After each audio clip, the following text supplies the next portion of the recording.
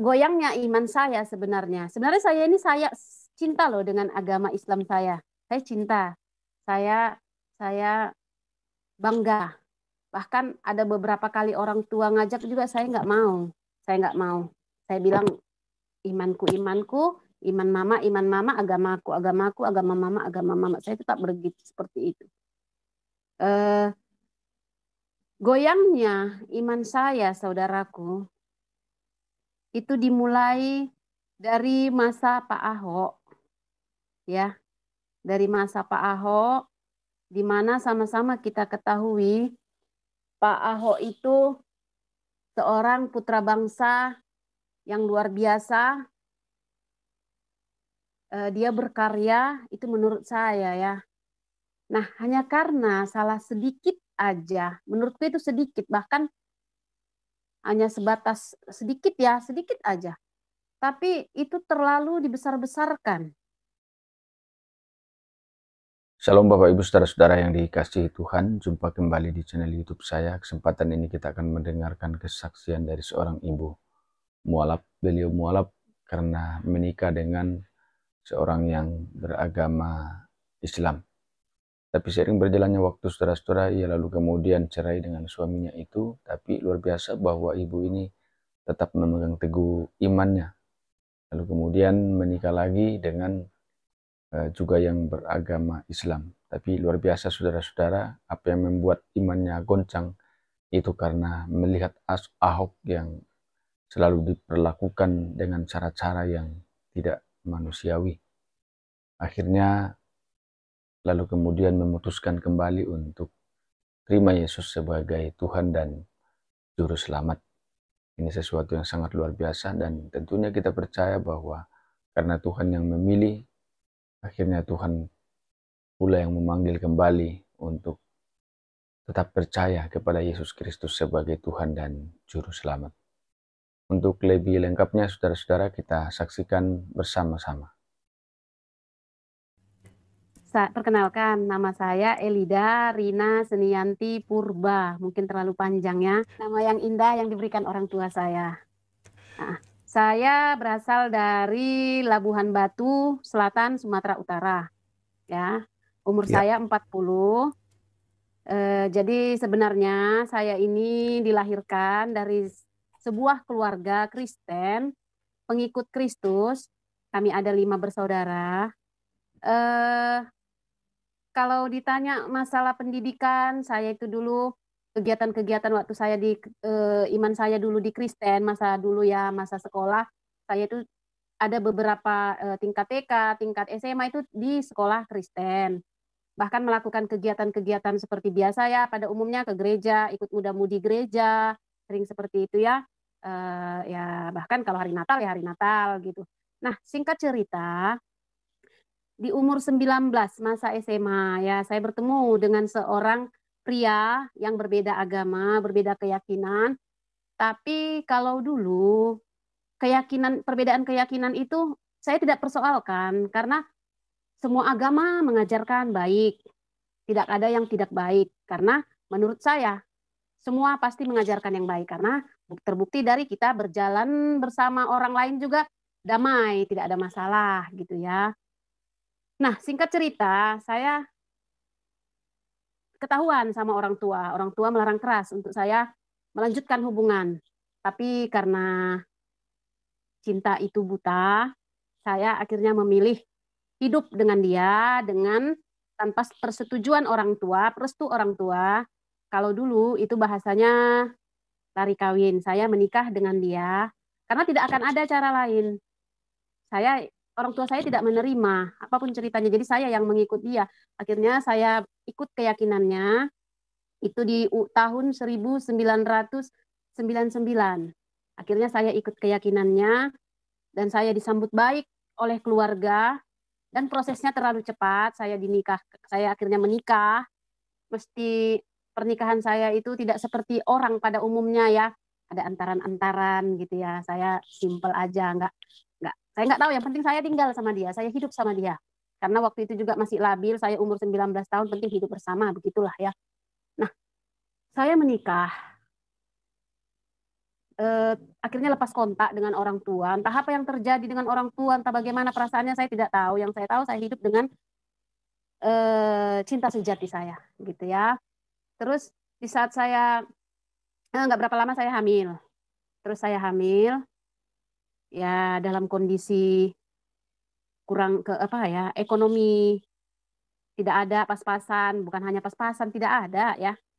Karena mertua juga kurang mungkin gimana ya, mungkin ini cerita lama, tapi mertua itu kurang support sih kalau untuk rumah tanggaku waktu itu. Namun perasaan sayangnya, perhatiannya ada. Tapi yang namanya saya waktu itu masih umur segitu ya, ditambah hamil butuh makan, kayaknya mau makan tapi uang nggak ada gitu ya. Terus keadaan saya kurus, kayak kurang gizi, kurang vitamin. Nah, orang tua saya dengar, yang paling sakit hatinya ya orang tua saya lagi kembali. Dia tengok saya kurus. Kalau aku terjadi sesuatu, yang merasa bersalah, yang merasa kehilangan juga ya orang tua. Akhirnya orang tua panggil saya beserta suami, dia terima dengan lapang hati, dengan lapang dada. Akhirnya kami tinggal bersama orang tua dengan iman yang berbeda. Padahal tadinya orang tua itu sama sekali tidak tidak menerima. Akhirnya kami diterima dan kami dimodali usaha, dibikinkan rumah, dikasih modal usaha. Singkat ceritanya lagi, anak saya lahir. Akhirnya kami punya usaha sendiri. Tapi sebelumnya ya saya lupa. Waktu saya di iman Islam ya, setelah saya masuk agama Islam, saya tidak terima didikan dari suami. Suami saya juga kalau ditanya tidak banyak tahu. Kadang-kadang saya bertanya, ini artinya apa sih? Dia tidak tahu. Sama sekali dia tidak tahu. Saya juga heran kan. Tapi saya nggak mikirkan ke situ yang namanya cinta buta. Saya maunya nikah, kayaknya hidup nyaman, bahagia, gak ada uang juga bahagia gitu ya. Tapi untuk hal sholat, bimbingan sholat itu saya belajar sendiri loh. Saya panggil guru ngaji. Saya kan berbaur-baur nih sama tetangga. Terus saya bilang, saya bisa nggak ajari sholat? Karena pesan orang tua waktu itu, kalau sudah kau putuskan sama dia, oh jangan gantung-gantung imanmu. Jangan nanti ke neraka kau enggak, ke surga enggak, kemana-mana pun kau enggak. Gitu deh pesan orang tua ya. Tekun. Kalau memang ke situ tekun. Nah, gitu. Jadi saya mencari itu. Karena saya ingin berdoa, ada kerinduan dalam hati untuk keluarga. Jadi kalau kita berdoa ya berdasarkan iman-iman saya yang dulu iman Kristen ya berdoa pasti Tuhan kabulkan. Tapi saya berdoanya nggak tahu gimana caranya. Kalau saya berdoa seperti ini, kalau saya begini apa begini saja kak. Tapi saya lihat mereka itu sholat dengan bahasa-bahasa Arab gitu ya. Jadi saya harus berdoa supaya orang tua saya dulu kembali. Saya panggil guru sholat, guru ngaji segala segala inilah ya. Mereka bilang saya cepat nangkap. Nah, saya belajar sendiri tanpa bimbingan dari suami, bahkan keluarga suami tidak sama sekali. Nah, waktu saya sudah kembali ke orang tua, kalau dulu itu dibilang alhamdulillah, saya diterima bahkan dimodali, bukan modal itu juga bukan kecil, dimodal secara modal besar. Akhirnya ekonomi kami bertumbuh. Ekonomi bertumbuh dan suami saya lupa diri. Lupa diri, dia mulai berteman dengan untuk pemakaian narkoba juga dia udah memakai sabu. Itu yang paling saya sesalkan hingga hari ini. Itu yang paling saya sesalkan.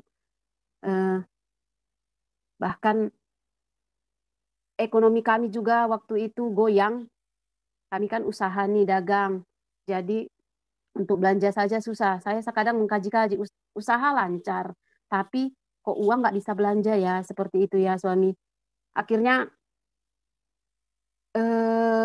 ketidakmampuan saya menjalaninya. Orang yang narkoba ini kan punya sifat yang paranoid, curigaan ya, cemburuan, alah segala macam lah untuk tingkat apalagi sabu-sabu yang menguras uang pada dasarnya ya. Jadi kadang apapun dijelaskannya ke kami, aku pribadi kurang ketenangan karena ini sudah menyangkut uang. Aku nggak mau ke masa yang lalu tidak punya uang itu terlalu menakutkan ya.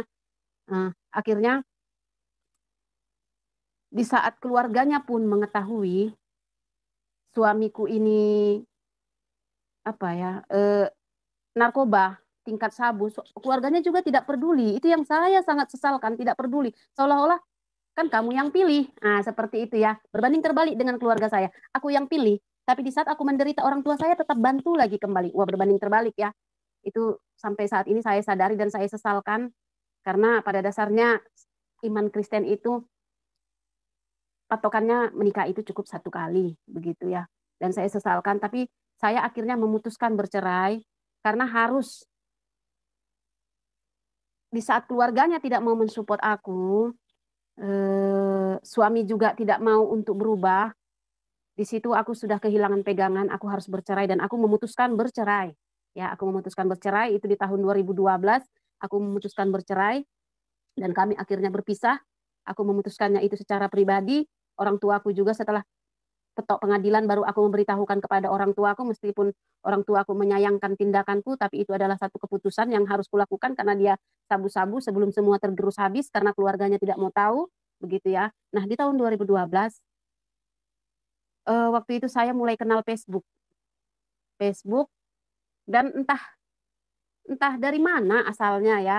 Di situ saya ada sering baca postingan-postingan dari Pastor Philip Mantova. Ya, saya sedikit terkagum-kagum dengan postingan-postingannya. Bahkan saya tidak tahu bahwa beliau itu se seorang pastor. Ya, memang karena keluarga saya Kristen, saya tidak begitu anti ya, tidak begitu alergi begitu ya. Cuman saya suka postingannya yang bisa di saat saya dalam kondisi hidup sendiri, saya butuh butuh penguatan dari kata-kata begitu ya. Nah, saya ada beberapa kali baca postingan Pastor Philip Mantova. Tapi saya hanya sekedar membaca, ya itu tapi selintas. Saya nggak memikirkan apapun mengenai Pastor Philip ini ya, dan mengenai apa rancangan Tuhan saya tidak tahu. Nah, kemudian saya kembali ke orang tua, ikut orang tua karena udah hidup sendiri, orang tua memilih, udah ikut orang tua saja. Dan saya di tahun berapa ya? Memilih ada kira-kira 2 tahun setelah hidup sendiri, saya menikah kembali dengan seorang pria beranak 2. Dan pria ini puji Tuhan baik, tapi agama masih agama Islam. Saya walaupun saya sudah bercerai waktu itu, saya tidak mau meninggalkan agama saya. Saya tetap merasa iman saya iman Islam. Saya Islam. Islam itu agama yang damai. Itu menurut saya waktu itu ya. Islam itu indah ya. Itu menurut saya waktu itu. Nah, saya menikah dengan seorang pria. Puji Tuhan, pria ini baik dan kami diterima di keluargaku. Akhirnya orang tuaku tidak memikirkan lagi eh, agama ini, kamu harus agama ini, kamu harus cari pasangan begini, tidak memikirkan lagi yang terbaik untukku. Begitulah niat orang tua ini ya.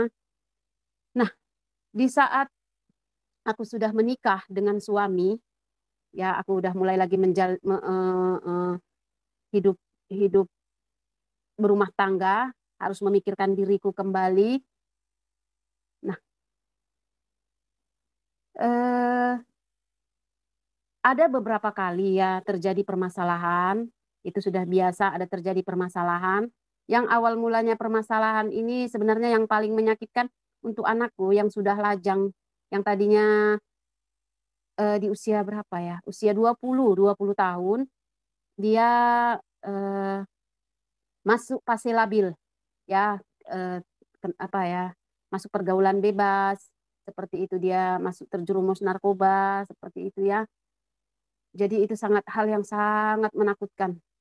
Sepertinya kalau untuk memilih dalam anak dalam kondisi seperti itu, kayaknya saya lebih memilih mati aja gitu ya. Tapi bukan bukan dengan cara saya bunuh diri, bukan dengan cara saya. Kayaknya saya udah dia panggil aja ya Allah, aku panggil aja biar aku mati saat ini juga gitu ya.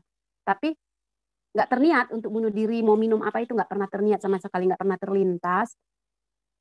Nah, eh, tapi sebelum dari itu ya, eh, eh, eh, iman goyangnya iman saya sebenarnya. Sebenarnya saya ini saya cinta loh dengan agama Islam saya. Saya cinta. Saya bangga. Bahkan ada beberapa kali orang tua ngajak juga saya nggak mau. Saya nggak mau. Saya bilang imanku imanku, iman mama, agamaku, agama mama, agama mama. Saya tetap begitu seperti itu. Eh, goyangnya iman saya, saudaraku, itu dimulai dari masa Pak Ahok. ya, dari masa Pak Ahok, di mana sama-sama kita ketahui Pak Ahok itu seorang putra bangsa yang luar biasa. Dia berkarya, itu menurut saya ya. Nah, hanya karena salah sedikit aja, menurutku itu sedikit, bahkan hanya sebatas sedikit ya, sedikit aja. Tapi itu terlalu dibesar-besarkan. Bahkan sampai demo berjilid-jilid, bahkan sampai ribuan orang menyatakan dia bersalah. Yang paling tidak mengenakan, yang bikin hatiku ini nggak terima, darah Ahok halal untuk diminum, dihabisi. Ya Allah, kok sampai seperti ini? Kesalahannya hanya seperti itu. Nah, aku mulai berpikir,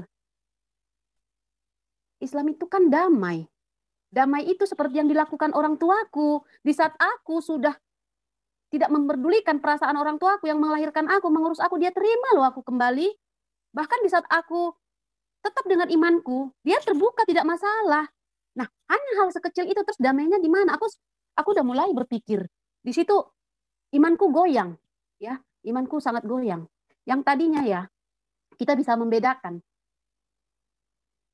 orang, manusia yang paham agama dalam Islam, dia berjubah, pakai peci atau lobe, dan di saat mereka lewat atau kita lihat, kita itu kayaknya hormat banget ya, gitu. Kita ini bukan siapa-siapa, kayaknya Pak, Bu, seperti itu ya. Saya hormat sekali dengan orang-orang seperti itu waktu itu. Nah, di situ hilang penghormatan saya sama mereka. Darah halal diminum. Secara, kalaupun mereka berkata, itu kan segelintir orang berkata. Tidak bisakah logika berpikir, tidak bisakah baik-baik. Nah, dia Pak Ahok di penjara 2 tahun hanya dengan kesalahan seperti itu. Tarik ke diri kita, yuk, tarik ke diri. Kalau kita seperti itu di penjara 2 tahun, apa yang terjadi dengan diri kita, saudaraku? Bagaimana keluarga, anak kita menanggung malu seperti apa? Dan berkumpul dengan para napi di penjara. Nah, di situ iman saya goyang, luar biasa goyang. Nah, di saat iman saya goyang, sekarang kita tidak perlu banyak bercerita sama orang. Dari handphone itu sudah terbuka loh apa yang ingin kita ketahui. Bahkan detik ini, menit ini, apa yang ingin kita ketahui dari handphone, klik keluar. Beritanya seperti apa mau kita cari, klik keluar. Saya pelajari mengenai iman Islam. Bukan hanya berita dari bahasa kita, dari Arab sendiri pun, dari manapun itu bisa kita pelajari. Saya pelajari. Tapi iman saya masih iman Islam. Tapi sudah goyang. Saya sudah tidak mulai ikut aktivitas. Saya sudah tidak sholat, tidak ikut aktivitas perwiritan, apapun tidak saya ikuti lagi. Saya tidak mau ikuti. Kenapa? Panutan saya aja seperti itu, yang menghalalkan darah. Darah loh, darah. Sementara binatang aja pun yang masih berdarah dimakan haram. Gimana darah manusia jadi halal? Pening kan? Di situ saya goyang. Nah, singkat cerita, saya punya masalah dengan anak yang narkoba.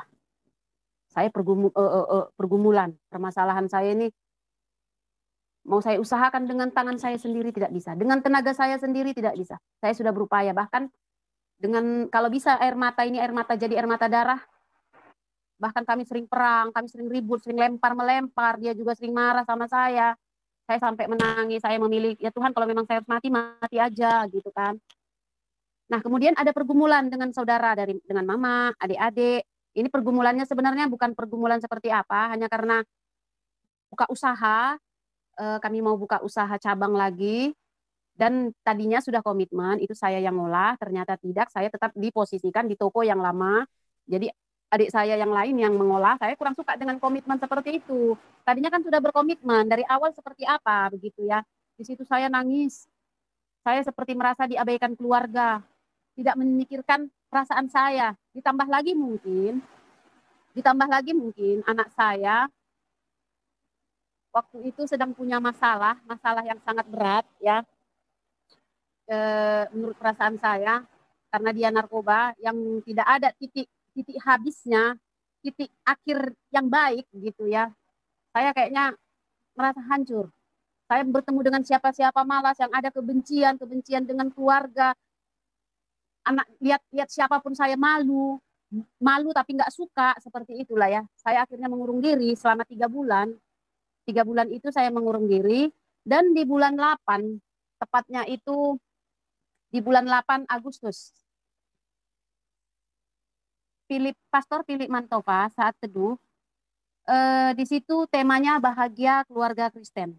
Dalam kesedihan saya ya saudaraku, dalam kesedihan saya, ternyata saya tertarik dengan bahagia keluarga Kristen.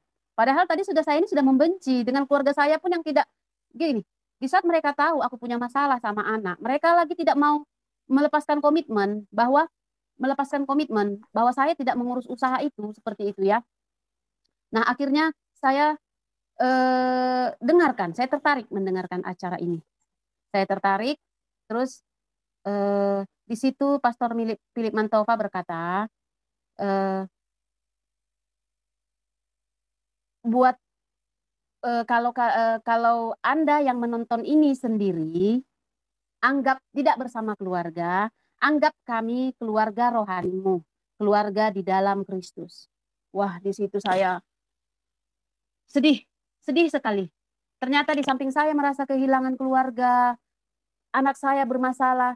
Di situ ada perkataan Pastor Philip Mantova, anggap kami keluarga rohanimu di dalam Kristus. Saya semakin tertarik dengan kata-kata itu. Anggap saya keluarga. Mungkin saya butuh keluarga waktu itu ya. Anggap saya keluarga. Nah, saya dengarkan. Saya dengarkan kata-katanya, saya dengarkan kata-katanya. Terus di situ dia bilang, Pastor Philip bilang, membenci itu lebih sulit dibanding mengasihi. Nah, aku kan membenci. Dalam kondisi waktu aku masalah Pak Ahok juga aku sudah membenci. Membenci agama yang kuanut sendiri itu pun aku udah nggak suka. Tambah lagi seperti ini orang tuaku, keluargaku, aku semakin benci. Kenapa mereka juga nggak mensupport aku untuk urusan anakku, mereka malah malah buat keputusan seperti itu gitu ya. Kok aku malah lebih gampang membenci dibanding mengasihi. Nah, Pastor Philip Mantova berkata, mereka mengasihimu, mereka mengampunimu, mereka mengasihiku, mereka mengampuniku. Aku semakin penasaran, semakin penasaran. Bahkan ada yang bikin aku tertarik sama Pastor Philip Mantova berkata, Tuhan Yesus mengasihimu. Ini seperti gimana ya saudaraku? Bagaimana kalau saudara di saat tidak punya uang atau diberi hadiah, seperti itu perasaan saya. Tapi air mata saya mengalir, Tuhan Yesus mengasihimu. Ya Tuhan, ini apa? Saya heran ya, saya heran. Tapi di saat tunggu, maaf, saya sedikit melupakan. Di saat pergumulan saya yang bikin saya kok bisa ya? Di saat saya buka YouTube, saya itu bertemu dengan Pastor Philip Mantova loh, kembali. Padahal tadi itu sudah 2012, ini sudah tahun 2020, 8 tahun. Saya bertemu kembali dengan Pastor Philip Mantova. Di saat saya mengalami pergumulan yang luar biasa. Di saat saya membenci, tidak punya percaya sama orang, di saat saya sudah menyerahkan diri saya, lebih baik saya mati. Pastor Philip Mantova datang dan berkata, anggap kami keluarga rohanimu dalam Kristus. Tuhan Yesus mengasihimu. Waduh, aduh luar biasa. Apa ini semua? Tapi di saat saya mendengar itu, saya punya ketertarikan menonton itu sampai habis, sampai selesai. Bahkan saat Pastor Philip Mantova mengatakan angkat tangan, saya angkat tangan. Philip Mantova memberikan berkat kepada saya. Di saat Pastor Philip Mantova mengatakan shalom, saya katakan shalom. Terima kasih Pastor. Setelah saya cek, apa besok Philip Mantova ada online lagi enggak ya? Saya cek lagi ada tapi setengah jam. Besoknya saya cek lagi ada tapi setengah jam. Nah, hari Sabtu seperti itu juga saya tunggu. Saya begitu senang di saat tengah hari itu sudah keluar iklannya bahwa sore nanti Pastor Philip Mantova akan saat teduh. Luar biasa senangnya, luar biasa bahagianya. Padahal saya belum memutuskan apa-apa loh. Belum memutuskan untuk saya terima Tuhan, saya suka yang ini. Saya belum memutuskan. Tapi itu seperti seperti air mengalir ya, terbawa. Akhirnya di saat saya tahu, saya mandi, saya bersih-bersih, bahkan tempat saya mau ibadah saat teduh bersama Pastor Philip Mantova, saya rapikan, saya bersihi, terus saya tunggu waktu siarannya pun masih sekedar buku-buku di layar handphone, saya tunggu seperti ini. Saya tunggui, saya senang menunggui. Nah, setelah udah mulai nyanyi, saya ikut goyang-goyang begini, terus saya Saya belum ada panggil Tuhan, saya belum ada. Saya sekedar seperti terbawa aja ingin mendengar. Nah, di saat saya sudah mulai dia mulai live lagi kembali, itu ada tanggal 12 hidup tanpa penyesalan. Wow, luar biasa. Judulnya luar biasa. Dan seperti itu saudaraku. Tanggal 8, 12, 15, 19, 22, 26 sampai saya terima Tuhan Yesus. Semua judul-judulnya itu saya rasa diperuntukkan untuk saya. Kalau sekarang saya katakan, itu saya imani untuk saya. Semua itu Tuhan Yesus berikan untuk saya. Kenapa? Karena waktu itu saya mengurung diri. Saya tidak mau bertemu dengan siapa-siapa. Saya tidak mau, sama siapapun saya tidak mau. Tapi di saat Tuhan Yesus mengatakan, Tuhan Yesus mengasihimu. Setiap 3 hari sekali Tuhan Yesus berbicara dengan saya melalui Philip Mantova. Saya punya kerinduan. Bahkan hari Rabu dan hari Sabtu, saya punya perilaku yang berbeda.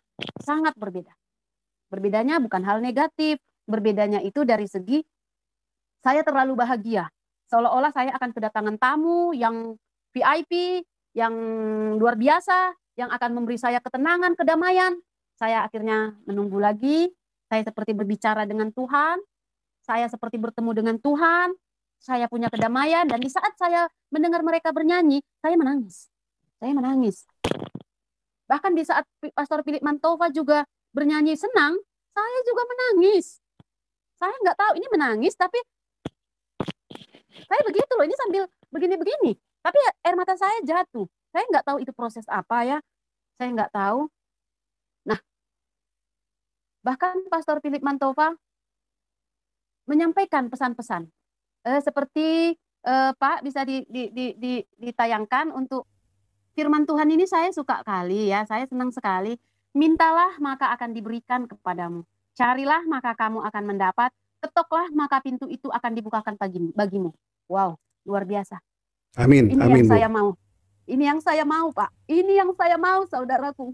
Saya minta Haleluya. dia beri. Saya ketok dia datang, dia buka. Ini yang saya mau. Ini yang saya mau, luar biasa. Dan setelah saya waktu ada itu beberapa saya baca ya, terus saya berdoa sama Tuhan. Saya sering berdoa, bahkan saya sering bercakap-cakap sama Tuhan. Mungkin saya tidak berdoa. Saya tidak berdoa seperti ini, tidak. Saya buka mata, saya sering bicara sama Tuhan. Tapi saya belum terima Tuhan Yesus ya. Saya masih iman Islam. Tuhan, kuserahkan samamu. Apapun masalahku, saya sering berbicara seperti itu. Nah, saat saya di bulan 9, tanggal 12, ibadah Pastor Philip Mantova, Jalan Sempit Menuju Glory. Di situ saya dengarkan, dan saya akhirnya memutuskan dalam hati, walaupun belum saya ucapkan, memutuskan dalam hati, ya aku mau menuju jalan glory. Jalan sempit menuju glory. Jalan lebar, api jiwamu. Saya mau memilih jalan sempit. Nah, tepat tanggal 15 September 2020, pas tanggal lahir saya, di situ saya terima Tuhan Yesus dan mengucapkan, Tuhan Yesus yang baik, aku menerimamu sebagai Tuhan dan Juru Selamatku, dan aku mau mengikutimu. Tepat tanggal 15 di hari ulang tahun saya terima Tuhan Yesus. Saya nggak tahu. Itu semua proses apa saya nggak tahu. Keluarga aku tidak ada tahu, suamiku pun tidak, suamiku apalagi, anak-anakku juga tidak ada yang tahu. Semua tidak ada yang tahu. Saya tidak seperti orang lain mengalami pertemuan pribadi dengan Tuhan, bertemu, bermimpi, diberi mukjizat. Saya tidak. Saya seperti bertemu dengan Tuhan itu dari hati ke hati. Bahkan di saat saya terima Tuhan Yesus itu air mata saya banjirnya luar biasa. Saya seperti menemukan kehangatan. Tapi hati bahagia, hati senang, luar biasa bahagia. Nah, di saat saya sudah terima Tuhan Yesus, apapun masalah, saya walaupun itu masalah anak, masalah keluarga, saya mulai membuka diri. Saya mulai membuka diri. Karena firman Tuhan itu mengajarkan kasih, mengampuni, memaafkan, memberi. Saya seperti meresponi semuanya. Setiap ada firman mengatakan seperti ini, saya responi. Setiap ada begini, saya responi. Saya mulai membuka diri, saya bertemu dengan keluarga. Bahkan keluarga aku sendiri pun merasa aku sudah seperti orang lain. Seperti tidak saya sudah terlihat ramah meskipun ada masalah saya. Pagi, Saya seperti itu, saya nggak, udah seperti tidak ada masalah. Bahkan untuk anak saya sendiri, dia sempat pergi itu berhari-hari ya, tidak di rumah. Nah, saat saya menunggu, ini seperti tergerak bahwa hari ini anakku pulang, itu seperti tergerak. Saya bilang sama Tuhan Yesus, Tuhan, seperti kau mengasihiku, aku akan mengasihi anakku. Seperti kau menjagaku, aku akan menjaga anakku. Aku tidak minta apa-apa dari Tuhan. Aku nggak bilang, Tuhan, selamatkan anakku. Selamatkan dari narkoba. Aku tidak bilang gitu. Kasih Tuhan itu sangat luar biasa. Tidak bisa ditukar dengan apapun. Kasihnya itu sangat luar biasa. Jadi aku mau, di saat Tuhan pun mengasihiku, aku pun harus mengasihi orang lain. Menyayangi orang lain itu yang ku tahu. Nah, tiba-tiba benar sekali saudaraku. Anakku pulang. Saya tidak marah. Udah pulang bang, saya tinggal bertanya seperti itu. Iya mak, ya udah bisa kita bicara. Setelah itu semua perubahan terjadi. Meskipun ada sering aku masih bersungut-sungut, tapi Pastor Philip Mantova dalam ibadahnya tetap berkata, Tuhan tahu isi hatimu. Tuhan tahu apa yang dipikiranmu. Jangan khawatir. Serahkan sama Tuhan. Tugasmu hanya memuji, memuliakan, menyembah, dan berdoa. Mintalah, maka akan diberi. Saya tidak punya khawatir lagi. Tuhan berjanji, Tuhan tidak pernah berjanji. Langit akan terang, langit akan cerah terus, Tuhan tidak pernah berjanji. Tapi dia tinggalkan damai sukacita yang membuat saya tenang dalam menghadapi masalah. Bahkan di saat saya sudah terima Tuhan Yesus, emosi saya sudah tidak ada, saya tidak emosian lagi. Saya mempertimbangkan masalah itu, pertimbangan. Saya tidak mau langsung marah, banting, tidak. Semua sudah berubah. Bahkan saya merasa, apa yang kumiliki, ini semua adalah berkat dari Tuhan. Padahal saya baru terima Tuhan Yesus itu baru saja. Tapi saya rasa ini semua berkat dari Tuhan. Dan saya merasa Tuhan sering merangkul saya. Sering hadir. Saya juga nggak tahu ya. Yang pasti di saat saya menyanyi sambil masak juga, saya sering nangis sambil menyanyi. Bahkan dalam keseharian saya nggak bisa melakukan aktivitas apapun kalau tidak dengar lagu rohani. Saya harus dengar lagu rohani, bahkan sampai tidur pun saya harus dengar lagu rohani. Meskipun awalnya itu pakai handsfree. Pernah satu waktu saya dengar Pastor Philip Mantova, suami saya pulang, Pastor Philip Mantova berkata apa? Masuklah ke kamar, berbicaralah dengan Tuhan tanpa memikirkan siapapun di sekitarmu.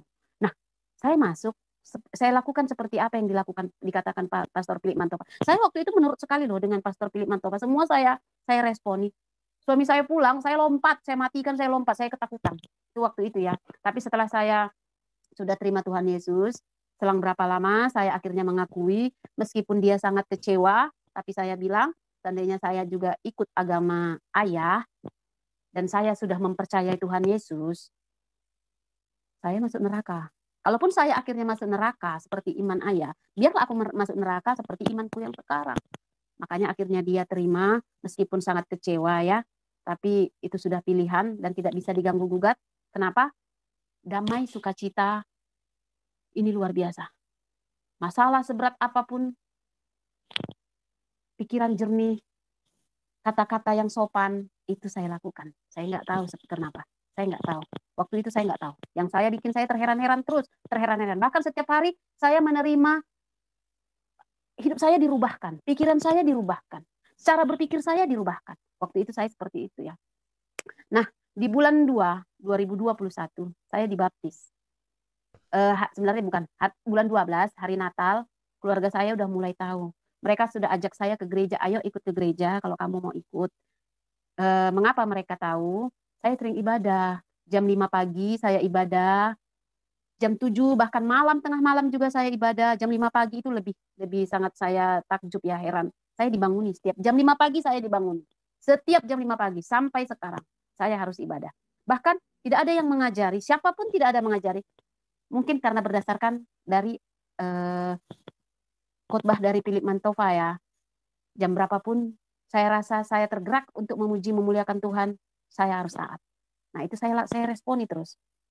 Nah, akhirnya di saat mereka udah tahu, saya mencari-cari gereja, tapi saya belum tahu nih mau gereja kemana. Tapi puji Tuhan, akhirnya puji Tuhan, akhirnya adik saya membawakan saya pertama kali ke gereja, itu di gereja GBI Kota Pinang. Pertama kali saya memijakkan gereja, ya, masuk ke dalam gereja, saya begini, Tuhan, Tuhan Yesus, aku sampai ke rumah-Mu. 22 tahun Tuhan, akhirnya aku datang lagi dengan senang hati. Dan saya melihat yang melayani Tuhan di atas altar, bahkan yang duduk di kursi, semua ganteng-ganteng, cantik-cantik, cerah, seperti ada sinar. Saya tak ada satupun melihat mereka jelek. Luar biasa ya, padahal dulu saya merasa Islam itu yang paling cantik. Dengan pakaian menutup aurat, cantik. Nah, di saat mereka semua di dalam gereja, di altar, tidak bisa berkata apa-apa saya. Semua cantik, indah. Saya terkagum-kagum. Bahkan saat saya datang, itu pertama kali saya datang, perjamuan kudus. Saya tidak perlu tanya apa-apa sama mereka. Saya ambil roti dan anggurnya, saya ambil, saya makan. Seperti acaranya ya, saya ikuti acaranya. Saya tidak peduli meskipun saya belum dibaptis. Karena saya punya kerinduan. Di saat ibadah juga memuji, saya menangis. Bahkan lagu senang juga udah mereka sampai begini-begini, saya menangis. Saya seperti, bahkan kalau saya tidak malu ya, saya ingin bersujud sebenarnya. Tapi saya takut terlalu aneh mereka rasa. Baru aja terima Tuhan. Saya takut seperti itu, tapi saya ingin bersujud sebenarnya. Nah, singkat ceritanya lagi, di saat anak saya mengalami masalah yang lebih berat, akhirnya ada titik temu yang seperti diarahkan ya, mungkin dari Roh Kudus. Saya juga nggak tahu waktu itu. Saya seperti dituntun untuk anak saya ini diantar ke salah satu panti rehab begitu ya. Saya antar. Puji Tuhan, saudaraku yang terkasih, janji Tuhan satu lagi digenapi buat hidup saya. Satu orang bertobat, seisi rumah diselamatkan. Anakku akhirnya di bulan 4 2021 terima Tuhan Yesus secara pribadi. Dan saya tidak tahu, dia tidak pernah lihat saya ibadah seperti apa, dia tidak tahu. Dia tahu iman saya, tapi dia tidak mendalami sekali tentang saya. Bahkan dia marah waktu saya terima Tuhan Yesus. Nah, secara pribadi dia terima Tuhan Yesus dan minta dibaptis. Tiba-tiba saya dengar kabar, puji Tuhan, janji Tuhan digenapi begitu cepat. Tapi selang beberapa waktu ya, sebenarnya saudaraku, sama siapapun saya bercerita, saya seperti punya kebanggaan ya. Pernah satu waktu teman saya, dia tinggal di arah Kerinci, dia telepon saya, dan saya kasih tahu mengenai saya kayaknya sudah murtad. Dia bilang, benar lah, gitu, dia nggak percaya. Tapi setelah sering kami berkomunikasi mengenai iman saya bangga, saya senang, saya merasa luar biasa diubahkan. Tiba-tiba dia kontak saya, aku sepertinya punya mimpi spiritual. Mimpi apa? Aku dibaptis dan lihat salib, dia bilang kan. Terus tiba-tiba aku 1 minggu lupa bacaan sholat. Suamiku dan anak-anakku sampai menangisi aku. Bahkan aku nggak tahu apa bacaan sholat sedikit pun. Katanya kan. Terus, iya kak, puji Tuhan lah kak, berarti Tuhan mau pakai kakak. Nah, dia sebenarnya tertarik dengan cerita saya, tapi dihalangi sama suami. Akhirnya hari ini kami lepas kontak, dan sampai sekarang dia tidak menghubungi saya. Bahkan namanya masih saya catat di Alkitab, dan saya bawa doa setiap hari. Saya ingin dia juga menjadi orang yang diselamatkan ya saudaraku. Dan ada beberapa luar biasa perjalanan hidup saya dengan Tuhan Yesus. Di samping tadi saya bertemu Tuhan Yesus dari hati ke hati, saya responi firman Tuhan. Ada beberapa hal-hal yang menurut saya takjub, heran dan tidak masuk akal. Ternyata tapi itu terjadi di saat saya juga pergi ke gereja, belanja ke Medan, ingin membelanjakan bahan toko. Saya ini berpikir, saya belanjakah apa ke gereja? Itu dalam hari Minggu. Belanja ke gereja, tapi tidak punya jawaban. Nah, di saat saya mau pesan Gojek untuk ke pusat pasar, di urutan tujuan utama itu keluar GBI. Padahal saya belum pernah seperti itu ya. GBI, wow. Tuhan Yesus masih menyertai saya. Dia masih menjawab apa yang di pikiran saya. Pastor Philip Mantova benar. Dia tahu hatinya. Dia tahu apa yang di pikiran. Cari, ketuklah, mintalah.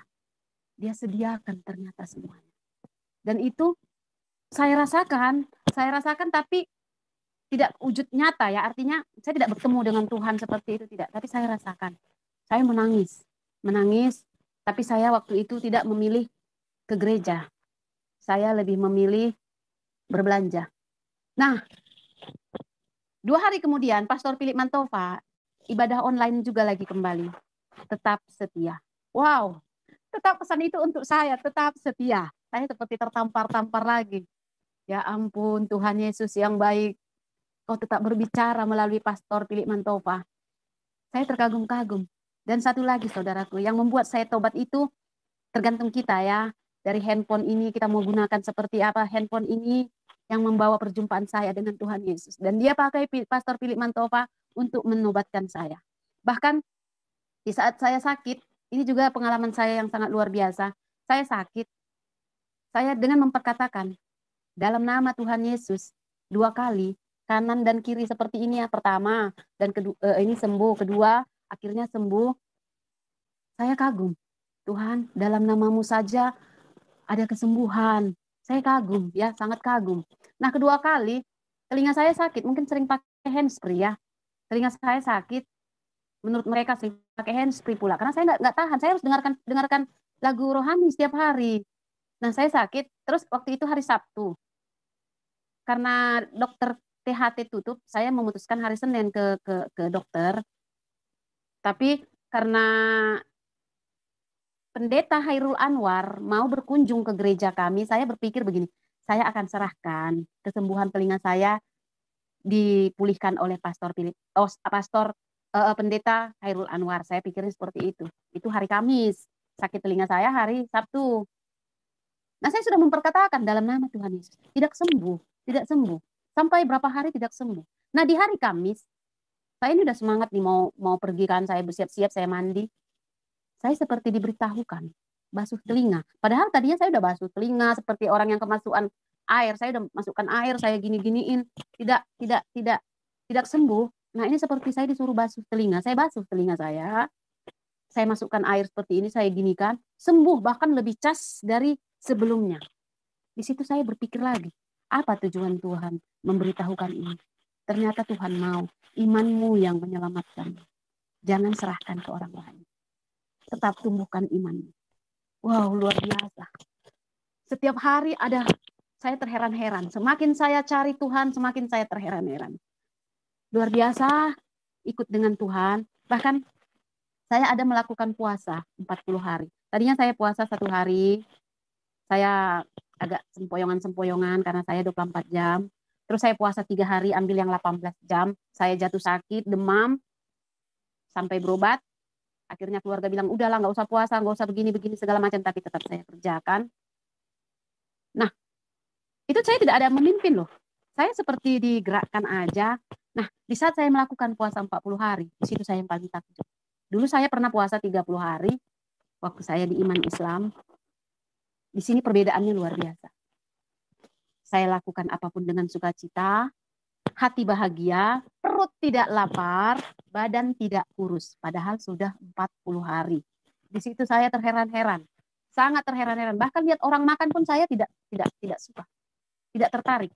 Tidak ngeces gitu ya. Tidak ngiler gitu ya. Saya tidak tertarik. Nah, di situ saya luar biasa. Dan di situ saya semakin merasakan perbedaan. Dulu saya dengan sekarang. Sangat saya rasakan. Dulu di saat saya meminta, saya tidak merasakan. Bahkan seperti saya itu menunggu saja ya.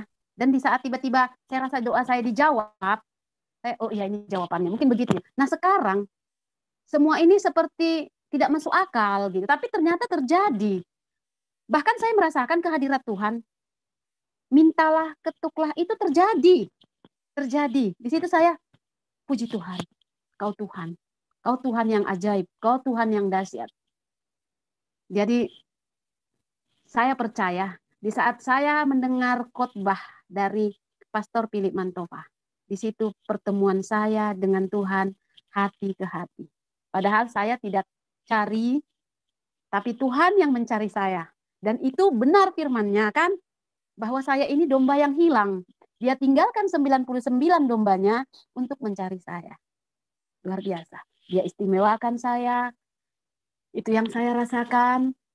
Saya dipulihkan. Saya menjadi luar biasa dalam Tuhan. Bahkan ada beberapa orang bilang, semenjak iman saya berbeda, saya sudah tidak seperti yang dulu. Saya sudah jadi luar biasa.